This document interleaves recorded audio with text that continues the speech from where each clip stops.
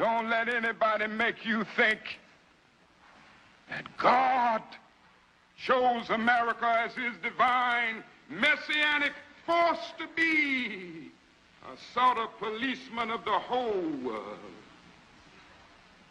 God has a way of standing before the nations with judgment, and it seems that I can hear God saying to America, you are too arrogant. If you don't change your ways, I will rise up and break the backbone of your power, and I'll place it in the hands of a nation that doesn't even know my name. Be still and know that I'm God. What would we do if another country, say China, did to us what we do to all those countries over there? So I would say a policy, a foreign policy that takes care of our national defense, that we're willing to get along with people and trade with people as the founders advised. There's no authority in the Constitution to be the policeman of the world, and no nation building. Iran does not have an air force that can come here. They can't even make enough gasoline for themselves. And here we are, building this case out, please. They're building up this case just like we did in Iraq. Build up the war propaganda. There was no Al-Qaeda in Iraq, and they had nuclear weapons, and we had to go in. I'm sure you supported that war as well. Okay. It's time we quit this. It's time. It's trillions of dollars we're spending on these wars.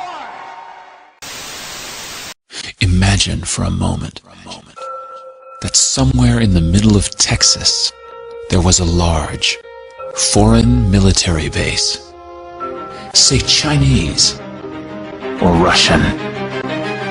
Imagine that thousands of armed foreign troops were constantly patrolling American streets in military vehicles. Imagine they were here under the auspices of keeping us safe, or promoting democracy, or protecting their strategic interests. Imagine that they operated outside of U.S. law and that the Constitution did not apply to them. Imagine that every now and then they made mistakes or acted on bad information and accidentally killed or terrorized innocent Americans, including women and children, most of the time with little or no repercussions or consequences. Imagine that they set up checkpoints on our soil and routinely searched and ransacked entire neighborhoods of homes. Imagine if Americans were fearful of these foreign troops and overwhelmingly thought America would be better off without their presence. Imagine if some Americans were so angry about them being in Texas that they actually joined together to fight them off in defense of our soil and sovereignty because leadership in government refused or were unable to do so. Imagine that those Americans were labeled terrorists or insurgents for their defensive actions and routinely killed or captured or tortured by the foreign troops on our land.